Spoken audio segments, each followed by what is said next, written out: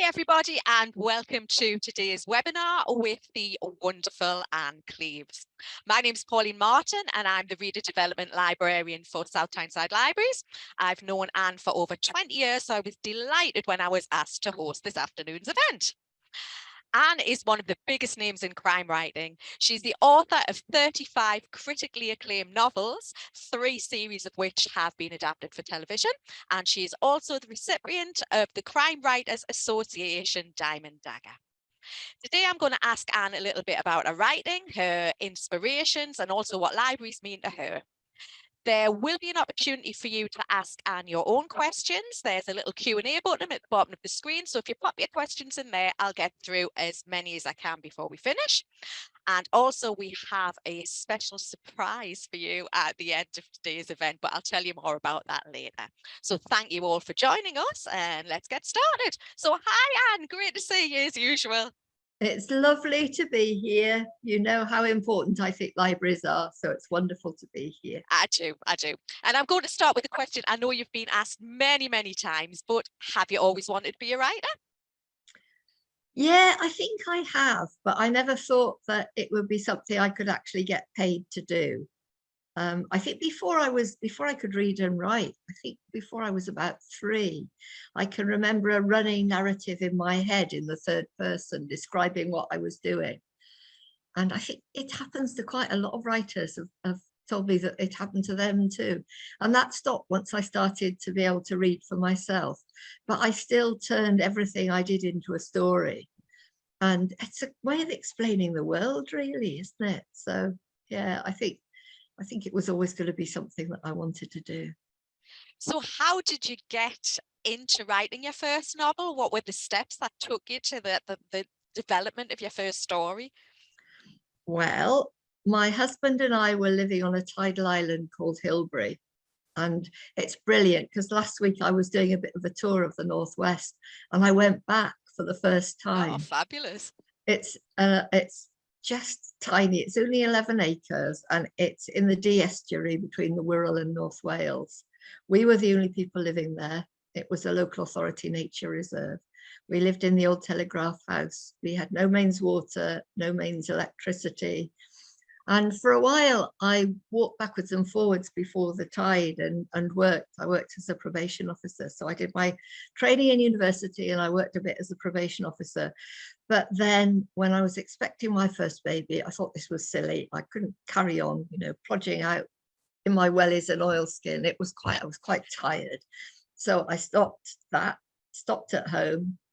And if you're not into birds, and I'm really not, there's nothing much else to do there. So that was a really good time to start writing. So that's when it first happened. And it's not unconnected or coincidental that in my first book, I kill off a bird watcher. I'm not surprised.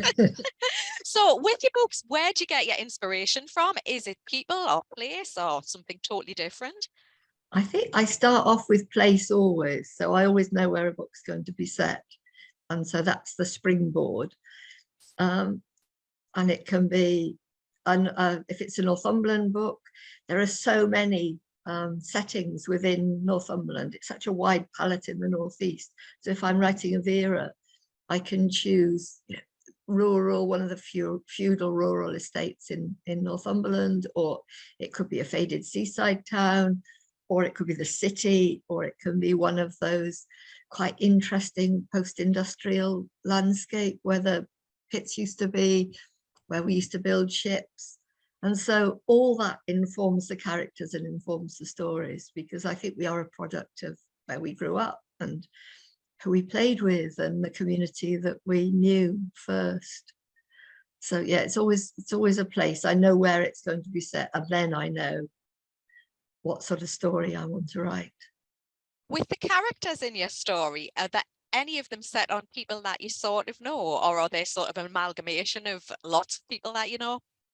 When I started, I was really lazy, and there were lots of people I knew were in the books, because I think it's like everything. It takes a bit of exercise for your imagination to develop enough. And as I got more experienced, I could completely create a character from the imagination. but they did grow out of that particular place that I was writing about. So they became very linked to the place, I think, more and more as I've continued writing. And I'm looking not just at, you know, who committed the murder or what happened, but at the family, at the community, about what holds those things together and what pulls them apart. That's what I'm really interested in. Do you have a specific place that you like to write in? And do you have any sort of writing procedures or things that you go through? I write here at the kitchen table, which is where I am now. And I think I write, well, it's the warmest house room in the house, so this is where I like to be. And I write on a laptop. When I first started, it was all longhand, and I get somebody else to type it out because I started way before the digital age. So it was all longhand and then typing. And I start off usually quite early in the morning. I'm an early riser, so I sit at the kitchen table, drink lots of tea, and make stuff up. And I love it. I love that, being here in the morning and being able to take myself to a completely different place when I'm writing.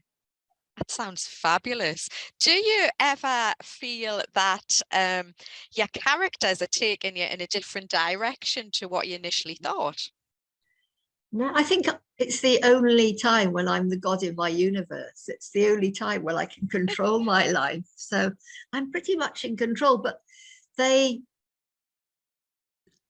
listen to the characters and I try and get to know them very well. So I'm writing them from as if I know them, from friendship, from knowledge, rather than from imagination. So it's as if I'm remembering who they are as I'm writing. Do you have a favorite character?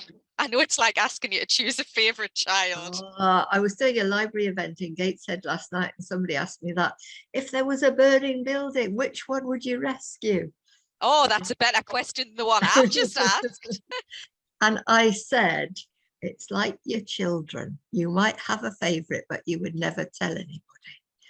And that's what I think too. And it really, honestly, it's who I'm writing at the moment. So I'm writing a new Vera book at the moment. So I'm very much in her head and being swept along by her at the moment. And then when I come to the end of it, I'll be back with Matthew Venn and wanting to know a bit more about him. It just sounds as though they're part of your family. Well, I think they do become a bit like that. And you are writing them from memory rather than as if you're just creating them at that moment. Because the great thing about writing crime fiction, if you write a series, is that you can develop a character over a number of books. And so that gives you the time and the space to dig into their backgrounds. When people want to know about Vera and about Hector, her dad, and why she is as a loner and why she finds a struggle to build close relationships, and except with her team, except with when she's at work. And the same with Matthew Venn, people wanting to know a little bit more about the brethren, where he grew up and what caused the breakdown with his family.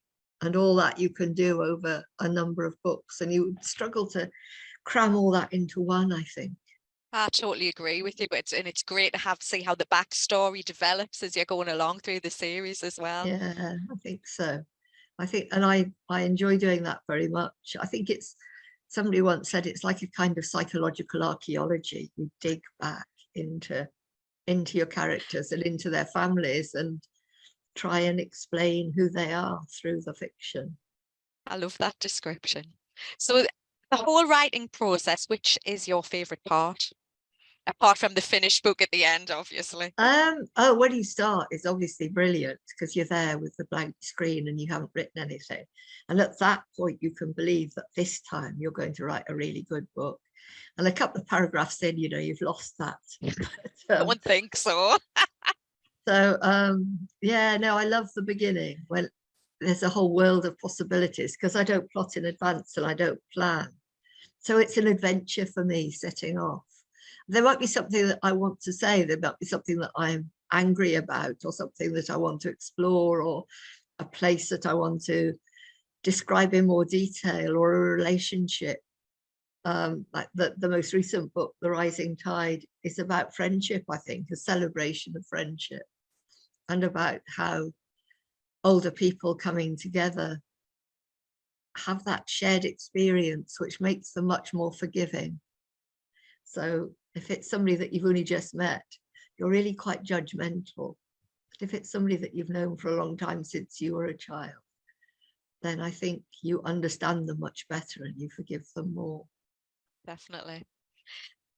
I'm always asked, so I've got to ask you the question, with your TV adaptations, because I know you've got 3 very successful TV adaptations, do you ever get upset when the script writers would change maybe the end of the plot or some of the characters?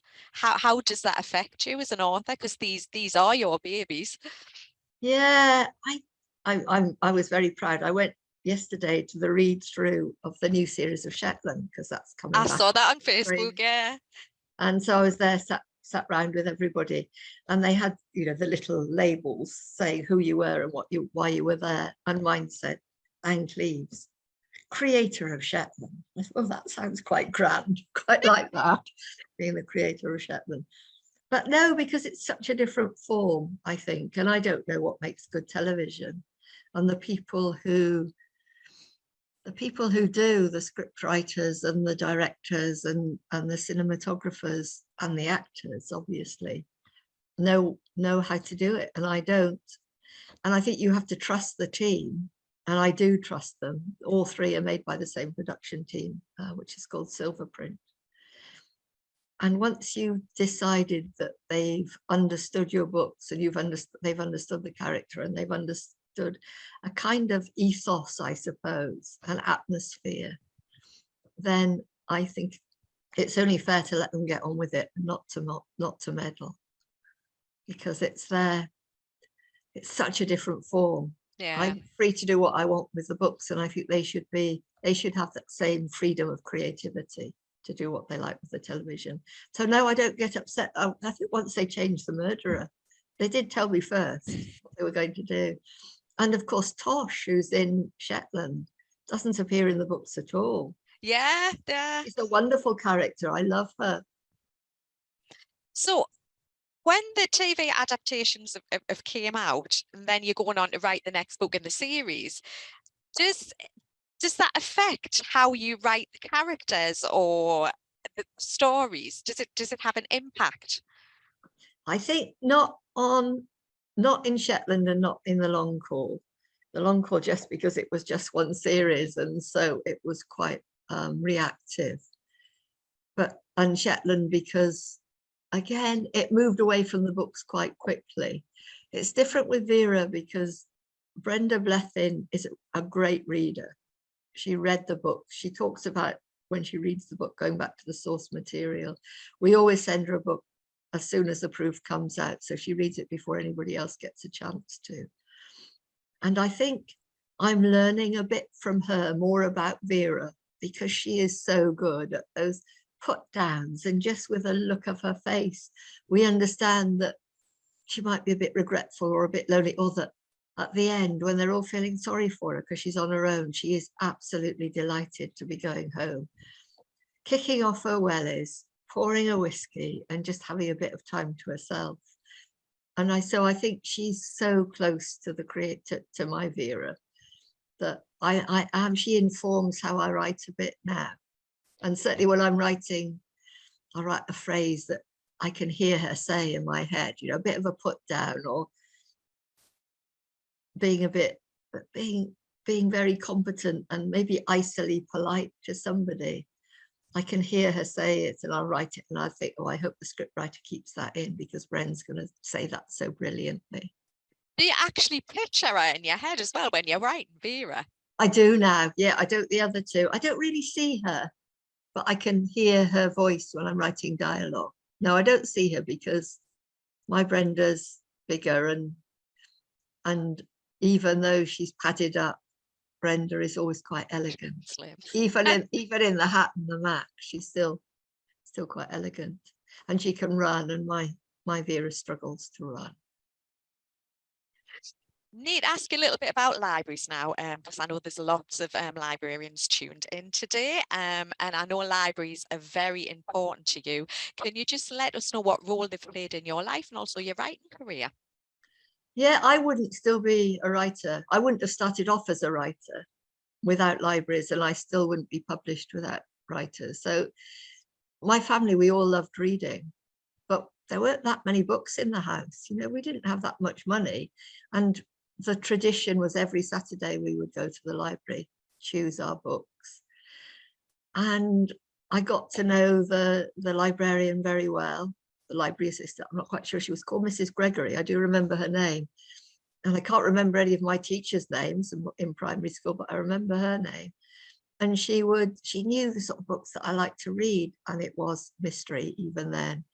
So if there was a book that she thought I'd like, she'd tuck it behind the counter and pull it out for me. And it was like such a treat that it was the new Malcolm Saville, or it was a Lorna Hill, and I would just walk home reading it all the way, and getting lost in the story, I think, in a way that I still don't think you can with a screen somehow. So that was me turning me into a reader, and you can't be a writer if you're not a reader. So that was it. And then when I was first published, I had 20 years without any commercial success. And it was the library book funds that kept me going, really. It was library staff deciding that their readers might like to read me and buying the books. And I think when we're celebrating libraries, we forget the role that they have in supporting writers. You know, we know about the great things they do for readers, but for new writers, inviting a writer along to a reading group, spreading the word that way, having them into do a talk, and just buying their books makes a huge, huge difference to a writer. And I think when we think of what, just in economic terms, what Vera has done for the Northeast and what Shetland has done for the islands. Now, Vera employs about 1,200 supporting artists every season. So that's work for people. They're really skilled tech jobs for the crew, the sound engineers and the camera people are just, they're so important. And they've become like a family. They come back each time. Vera is sold to more than 200 territories around the world. Wow.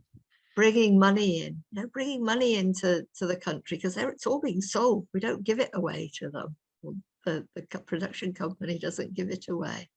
And that's bringing tourists to our region, people who've seen and speaking to Public Health England once, they said that Vera helps attract doctors and dentists to the region. Really? Yeah, because in the past there was this image that we just had back-to-back houses, and it was, slag heaps and lots of poor people. I think that's true, yeah. You think of the Likely Lads, the Catherine Cooksons, When the Boat Comes In. All those shows were really quite miserable. And I can remember after the first episode, somebody coming up to me, hey, it's really good to show the world we have some posh houses up here. And I think it does. It makes a huge difference. And there are Vera tours, and I think tourism in the islands had gone up 46% since Shetland was on the television, at a time when they needed the income because oil and gas was running down.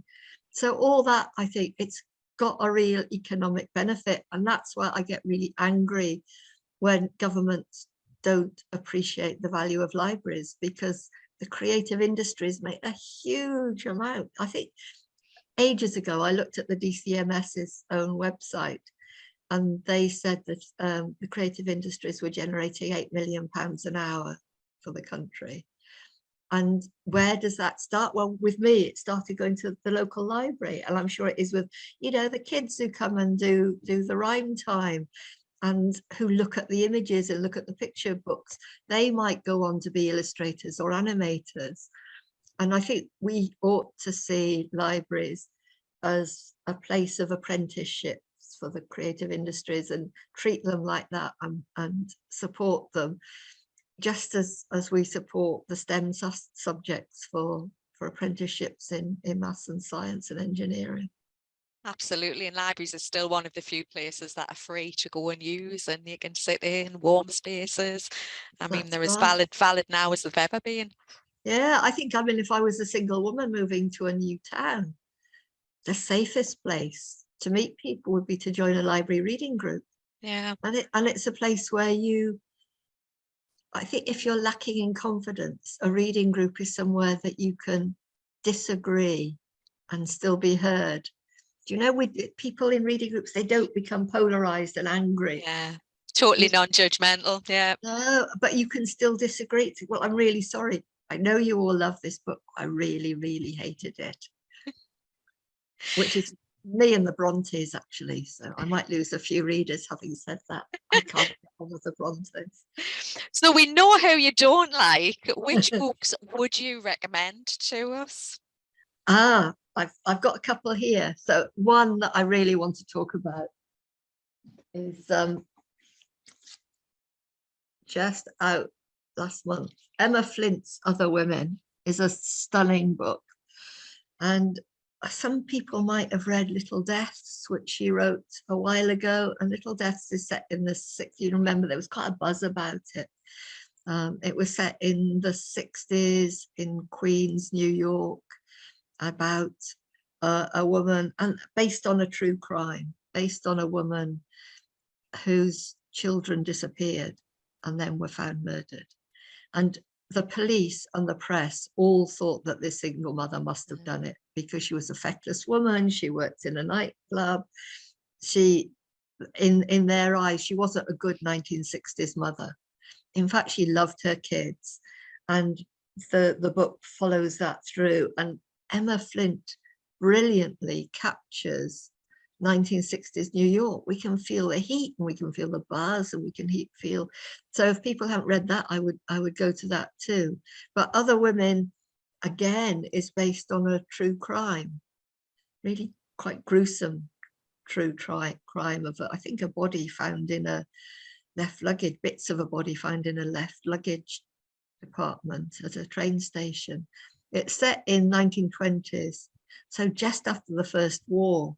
And it's at that time when there were what they called spare women, so many more women than men that it was hard to get a husband. And women did go out and they started working in offices, and some of them became quite independent.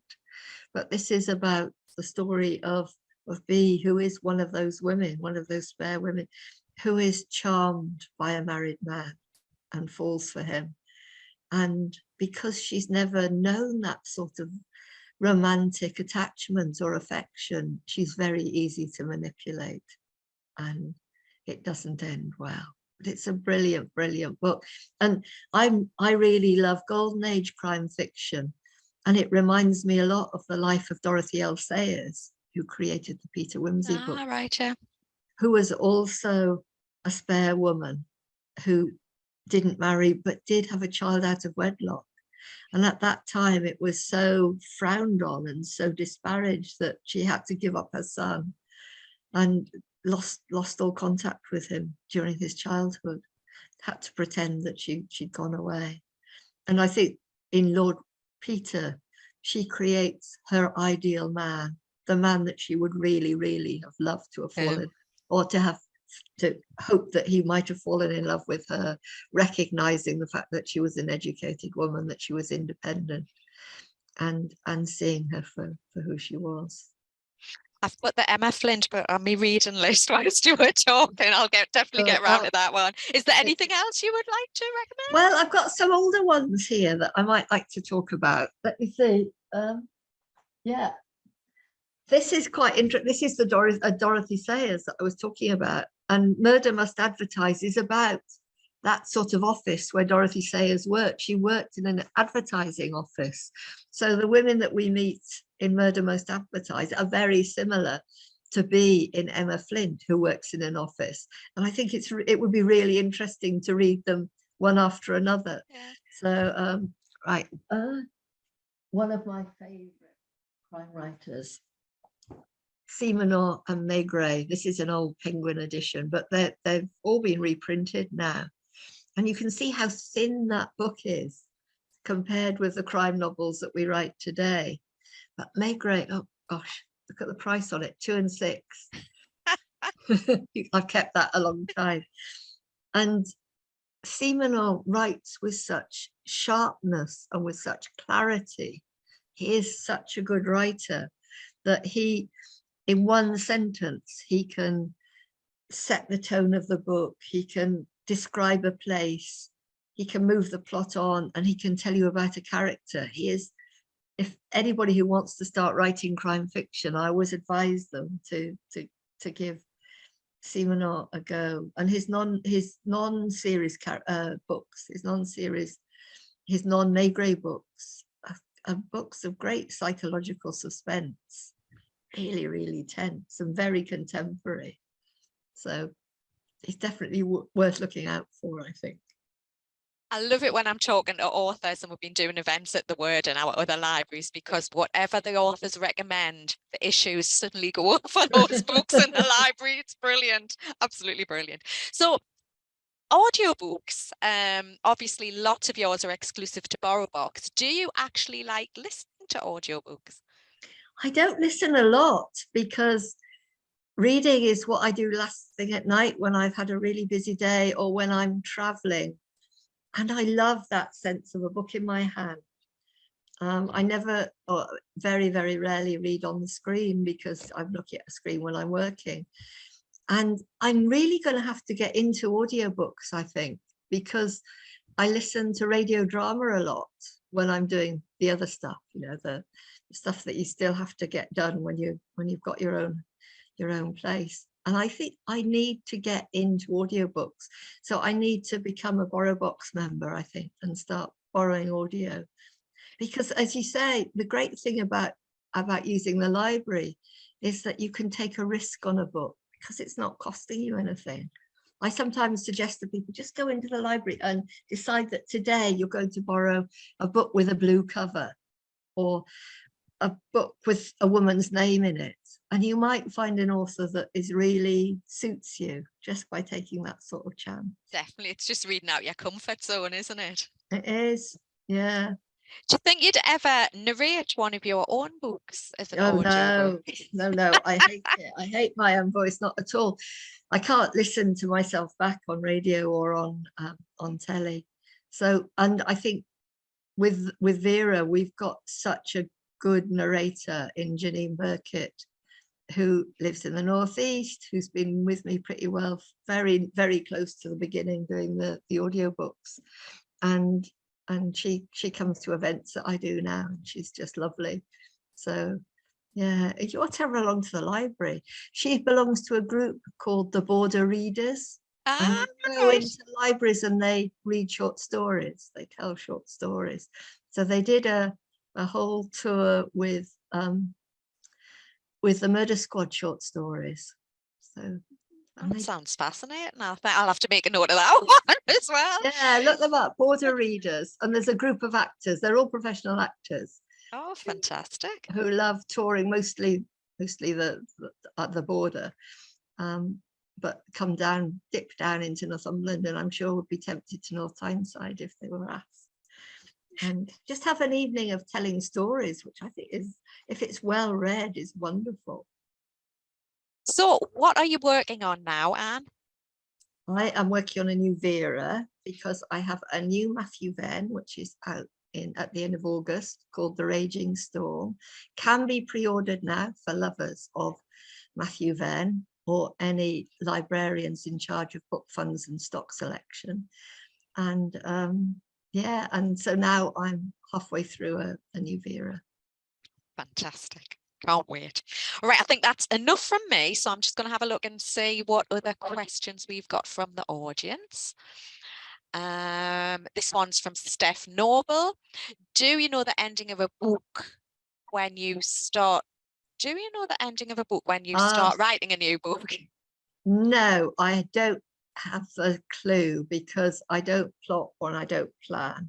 Partly because for the first 20 years of being published, I didn't have any commercial success. So it had to be fun. You know, definitely wasn't doing it for the money. I was doing it because I loved it. And if you know how a book's going to end, there doesn't seem a lot of point in writing it somehow, because for me, the journey is the most important thing.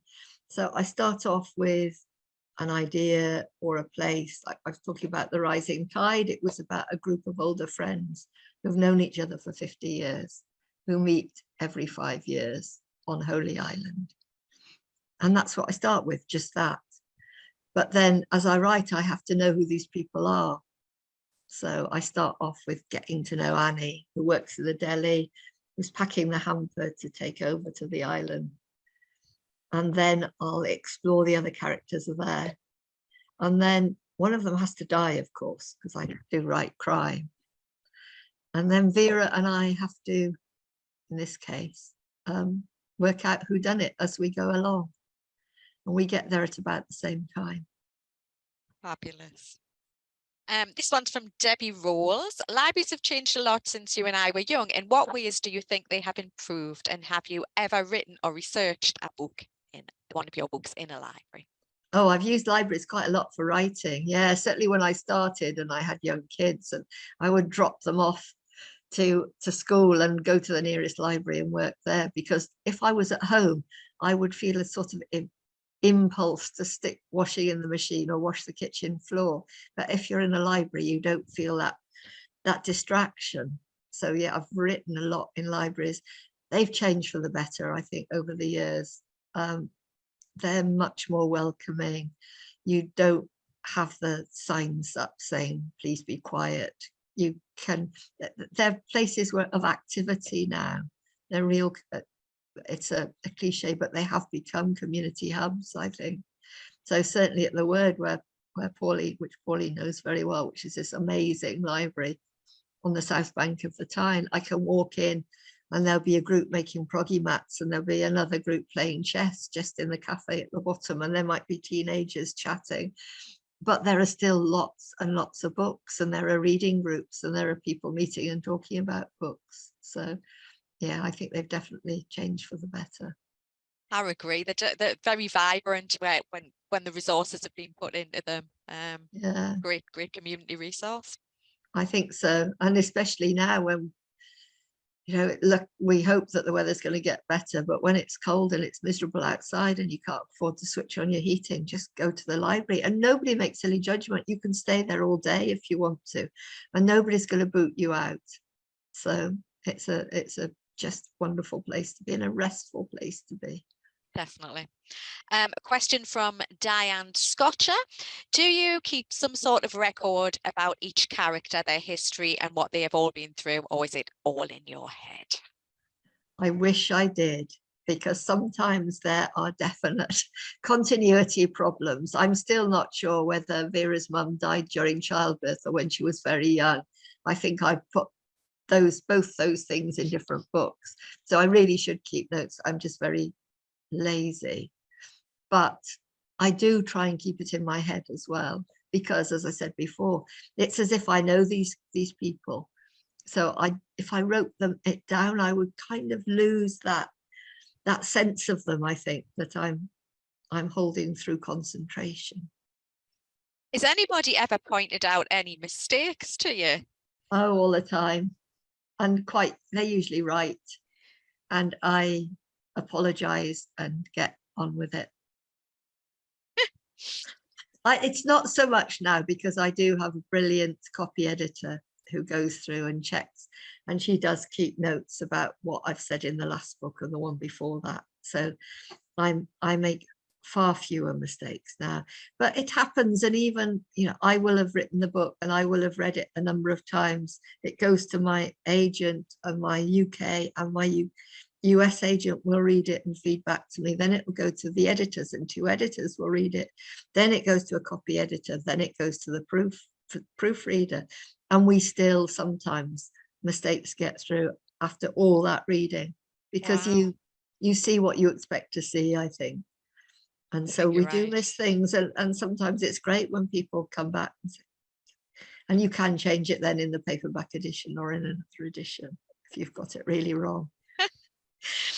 Question from Debs Williams. What was your favorite childhood book?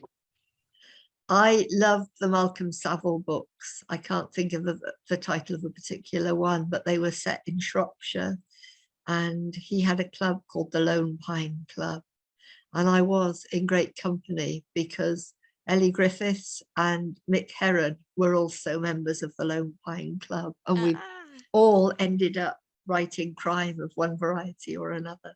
So he triggered a lot of people's imaginations. Wouldn't it be lovely if you were still alive and we could say, look what you did Look for what us. you did. Yeah, fantastic. Question from Mike Howard. Why do you dislike the Brontes? Why do I dislike? Oh, if they go on so long. I mean, they're miserable and gloomy, and I don't understand them. I don't understand the women in them. I just find them very difficult. There are other classics I can read quite happily, but I don't like the Brontes. Sorry. I know lots of people love them. I don't think I particularly like the Brontes. Fair, but we might be in a minority of two here. From Edel Buttery, what advice would you give to a 12-year-old who would like to be an author? She's always reading and writing stories, but what else would be helpful for her? Do what she's doing. Read as widely as possible. So it's quite easy at that age maybe to get stuck on the same sort of books. So do what I've just said. Let her into the library and let her pick a blue book or a red book, or just try something that's a little bit different to expand her reading, because you can get a bit stuck sometimes, I think. Certainly it depends where you live. Some places, the libraries or the bookshops will run a young writers group. If she's anywhere near Whitley Bay, the Bound in the indie bookshop in Whitley Bay has a writers group for kids between 12 and 18, and she'd be very welcome to go along at that. New Writing North as well, in the northeast they do lots of we've got a group at the Word as well, so that there's lots of library based groups. Absolutely. Try the New Writing North website, and they cover the whole of the north of England now, so they'd be great people to point you in the right direction. Brendan McConville, why are so many crime novels about murders? Oh, mine. Because my husband was a passionate birder, and it seeped in through osmosis. I met him first when I was cooking in the Bird Observatory on Fair Isle, which is one of the Shetland Islands. I knew nothing about birds when I went, but I had to learn a bit because that's what all the guests talked about. And Tim came as a visiting birder, came back the next year, and we got married, and he worked for the RSPB, the conservation charity, for his whole career. And so although I didn't share the passion, I did love the places that his birding took us. So we had great adventures all over the world, and he went birding and I just went for the place.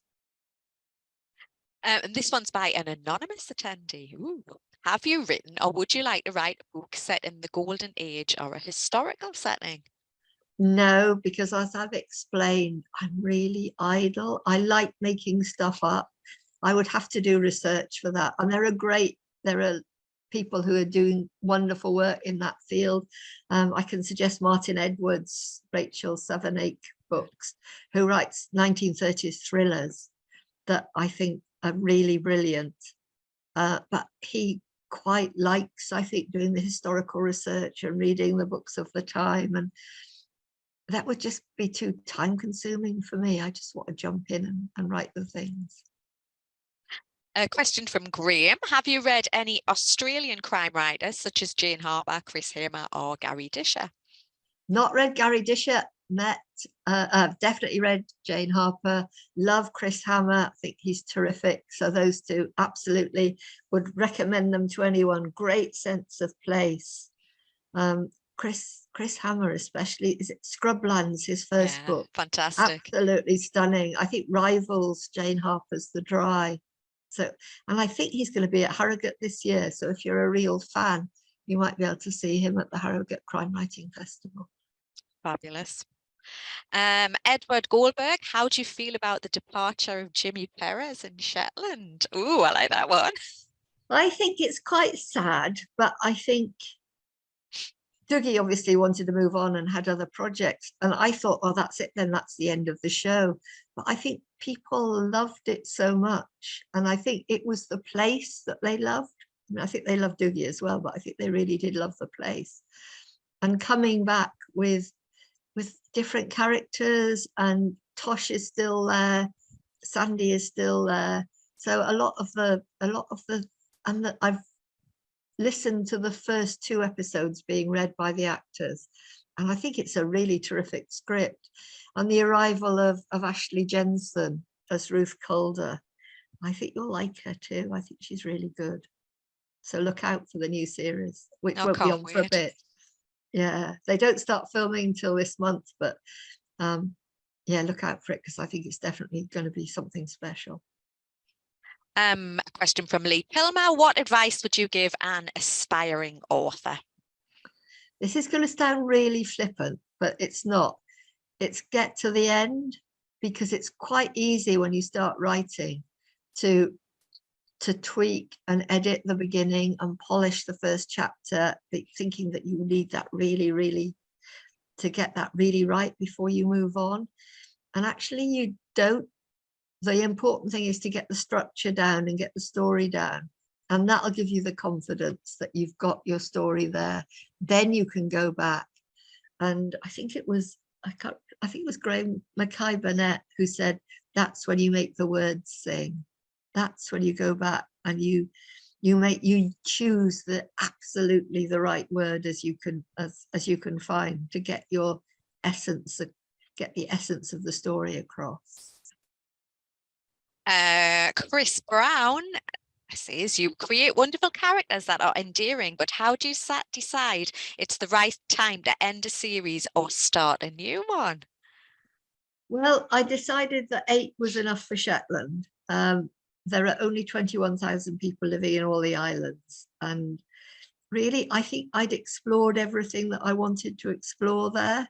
And as I explained, it's the community and the place and the landscape that I'm really interested in, and what makes a place special. And I'd done that really with Shetland. So I think that after 8, I knew that I'd had enough. And I knew that I didn't just want to write just one series, that I would get bored if I came to the end of a book and then had to start writing about the same character.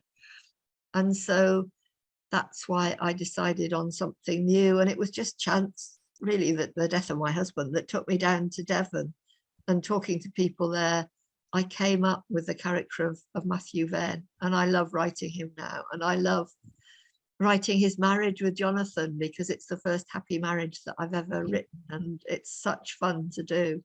So yeah, I'm very happy with the 2 that I've got at the moment.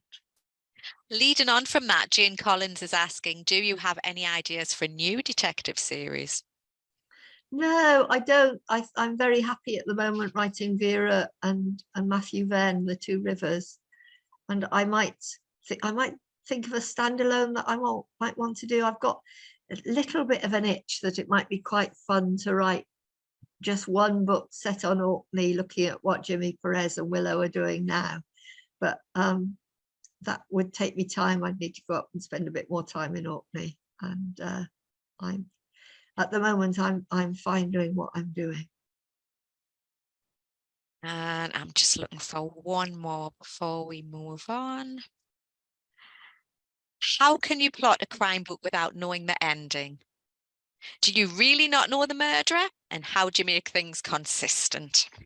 I really don't know the murderer when I start. I don't know anything when I start. As I'm writing it, I'm getting some sort of idea about what might have happened and who the killer might be. And I ease my way towards it, I suppose. And that's part of the fun. Yeah, that's how I do it. And it's, as you write it, it comes, I think. But it doesn't, other people do it in different ways, and there is absolutely no right way of writing a novel. Some people are very, very organized and have chapter synopses and have a whiteboard with bits written all over it. And I don't do any of that. I just sit at my table and tell my stories. I've always pictured it a bit like a police crime scene with loads of different pegs and photos here and photos there, but none of that, just flying by the seat of your pants. That's right. Yeah. In America, they call people who write like me pantsers. People who fly by the seat of their pants. Fab.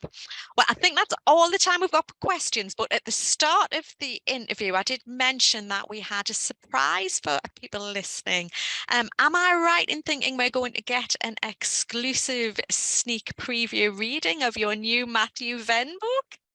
We are. I'm just going to Yes. read a little bit, and you'll have to excuse me because I've never read this out loud before. And it's, I said, it's out at the end of August, and it's called The Raging Storm, and it's set in a village on the coast in North Devon, but it's not a pretty village. It's a village with a quarry and a steep grey cliffs and granite, and it's quite bleak. And it's not the sort of North Devon that people quite often think about. So this is it. The man blew into Greystone at the height of a September gale. That was how the story went, at least. Suddenly he was there, leaning against the bar of the Maiden's Prayer, face as brown as a nut, white hair so short that it must have been cut that day, laughing at one of the landlord's jokes. The rain dripped off his waterproof and all his worldly belongings were in an oilskin bag at his feet. No indication how he'd arrived. He hadn't driven himself. There was no car. But somehow Jem Roscoe, adventurer, sailor, and legend, had arrived in their midst. He told them that he'd rented one of the cottages that climbed up the bank behind the pub.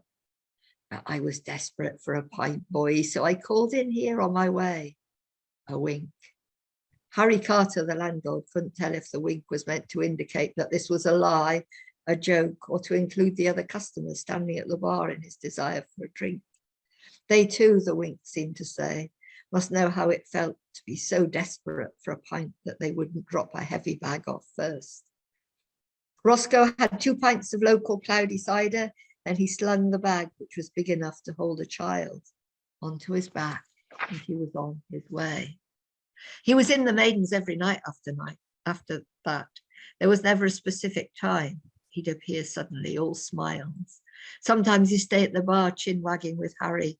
Other nights he'd drift around the room, landing at a table, the playgroup mums, or an elderly couple playing dominoes by the fire. He was always friendly, always chatty, but he never really gave anything away. When anyone asked if the move to Greystone was permanent, or if he was there on holiday, he'd only touch the side of his nose and grin. I'm here to meet someone special. I'm expecting them any day. He never stayed for more than 2 pints and then he was off again, sometimes with a little wave to the customers, sometimes just disappearing without telling them. They all knew which cottage he rented. It was the end of the terrace right at the top of the hill, owned by Gwen Gregory, who'd grown up at Ravenscroft Farm. It had the view across the village to the sea. Nobody had any need to walk past it. Beyond the single row of houses, there were only the remains of the quarry, which was the original reason for the village's existence. But people walked past his house anyway, out of curiosity. They were interested to know if Jem Roscoe's mysterious visitor had arrived yet. They'd see the man sometimes in the upstairs window, looking out, focused on the horizon, as if he was watching for a ship. But in this stormy weather, surely nobody would be sailing in, put up to the jetty. Not even one of his madcap adventuring friends. Then one night, a month later, Jem Roscoe didn't come to the Maidens for his usual 2 pints of rough cider. The regulars noticed his absence. They chatted amongst themselves and said that perhaps the expected visitor had finally arrived.